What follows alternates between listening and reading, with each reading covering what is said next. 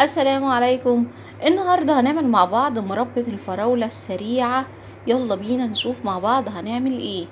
ادي ده كيلو فراولة انا نضفته وغسلته كويس قوي. لازم تغسلي الفراولة كويس قوي وحطيها في مصفى عشان بيبقى فيها رملة كتير، وكوبايتين سكر وليمونة. تمام كده؟ طيب ادي ده كيلو الفراولة قطعناه وغسلناه وظبطناه زي ما انتوا شايفين كده. هنحط عليه كوبايتين السكر بالشكل ده ونقلبهم كويس. تمام كده؟